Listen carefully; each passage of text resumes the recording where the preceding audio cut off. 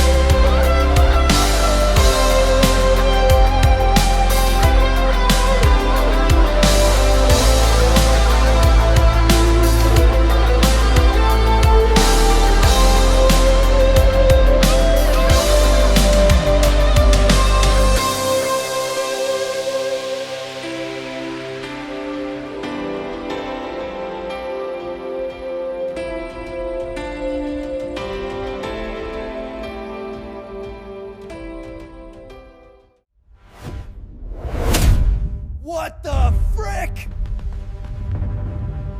All right, so some full transparency up front. Epson did send this unit over for me to test out, but they have zero say in what I'm about to tell you. No talking points, no pre-approvals. You're getting the absolute truth from an unbiased education first perspective. Today, we're going to cover exactly what an ultra short throw is, how this Epson separates itself from the pack, and the real world pros and cons, and a direct comparison between this 120-inch projection setup and my old 100-inch Hisense U7. By the end of this video, you'll know exactly who this projector is for and who should absolutely avoid it. Let's get into it. Let's start with the basics. Before we talk specs, let's talk tech. What exactly is an ultra short throw projector? If you're new to the home theater space, you might think of a projector as a massive box mounted to the back of your ceiling. A UST flips that. Using specialized lasers and a complex mirror system, a UST sets merely inches away from the wall and shoots the image straight up at a steep angle. The appeal is obvious. You don't need to run HDMI cables through your ceiling. You don't need a massive dedicated 20-foot long room. It sets on your credenza exactly where a TV would, making it a much more living room friendly option. But as you'll see, that convenience comes with its own unique set of headaches. Let's talk about some differentiating factors about the Epson Lifestudio Grand Plus. So the UST market is very crowded. Why would you look at the Epson? Well, there are three big things that they brought to the table here. First is 4K at 120 Hertz. A lot of USTs cap out at 60 Hertz, making them strictly movie machines. With 120 Hertz, motion handling is incredibly fluid, which is crucial if you're gaming or watching fast-paced sports. Second is the built-in Bose 2.1 audio. Now you guys know me, you know the channel. I'm always going to advocate for a dedicated audio setup. But for a secondary room or someone just getting started out who doesn't want to run wires, this Bose system actually sounds good. It has genuine lower end weight that actually surprised me. And third is the AI integration. Epson is using real-time scene analysis to adjust contrast, tone mapping, and laser output on the fly. It analyzes the frame and tries to pull out shadow detail without blowing the highlights. It works seamlessly in the background to give you the most dynamic picture possible without constant manual tweaking.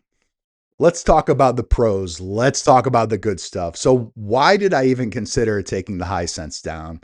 The jump from 100 inches to 120 inches might not sound like a lot on paper, but in person, it's a massive difference in surface area. The immersion is staggering. It fills your peripheral vision in a way that a TV just can't. And another massive pro is the ALR ambient light rejecting screen.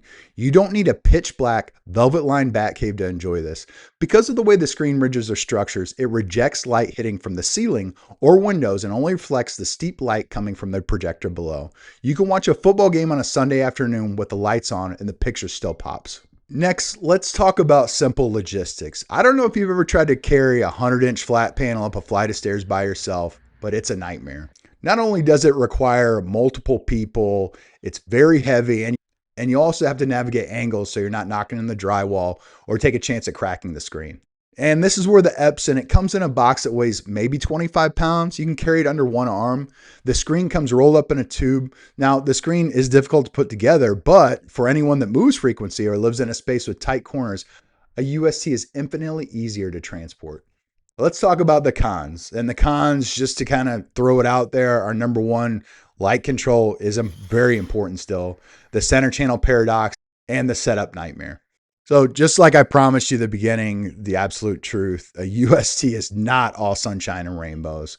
The first con is even with an ALR screen, picture quality is affected by ambient light. Yes, it's watchable during the day, but you're never going to get the inky, absolute black levels that an OLED or a high-end mini LED that's going to give you if there's light in the room. The contrast takes a hit, it's physics. Second, and this is a big one for audio guys, is the center channel paradox.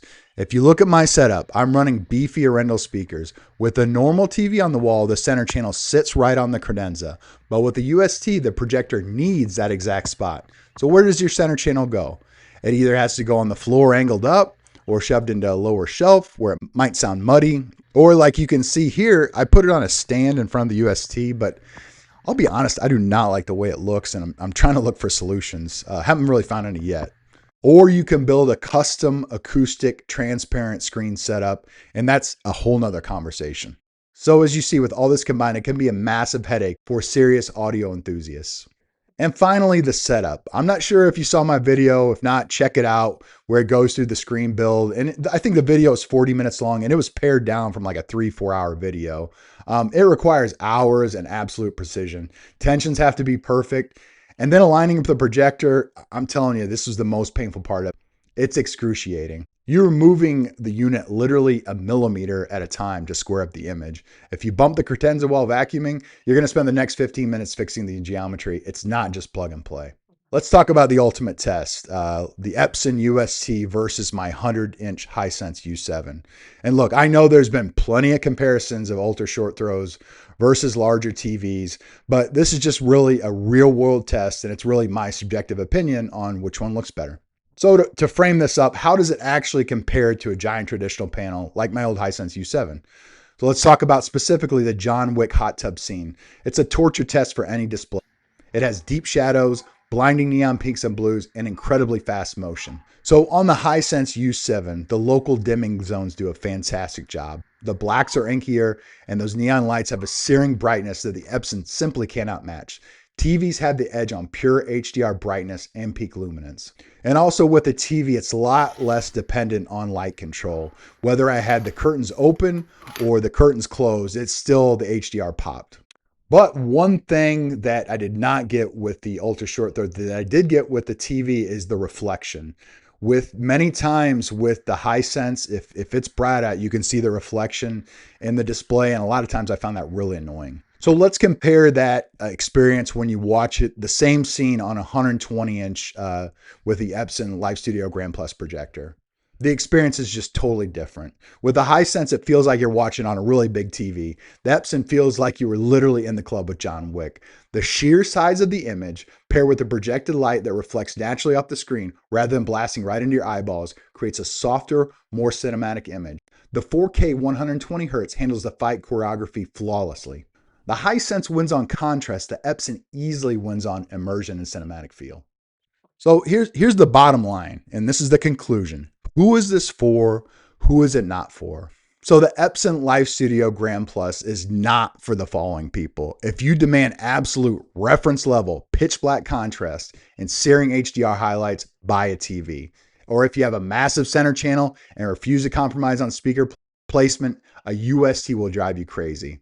And if you have zero patience for building screens and dialing in the image with millimeter precise alignments, do not buy this. Let's talk about who this is for. So if you want the absolute biggest screen possible without dedicating a whole 25-foot room and a traditional ceiling projector, this is it. And just remember, with the Lifestudio Grand Plus, you can use all the way from a 100-inch screen up to a 150-inch screen. I went with the 120-inch screen just because my wall, my speaker placement, there's a lot of other things that kind of went into factor this, but I would love to get a 150-inch screen experience. If you want the cinematic feel of reflected light rather than an LED panel, this is it. If you want a massive image and have to navigate the transportation of something like you will with a large TV, this is absolutely for you.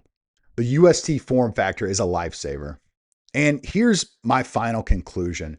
Epson has built an incredible machine here. The AI integration takes a lot of the guesswork out of the picture settings, and the 120 Hz motion is buttery smooth. It offers an experience that a TV just can't replicate.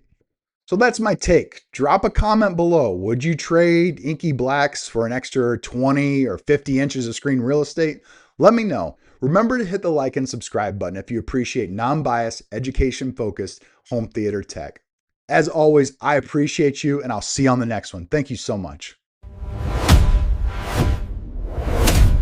What the frick?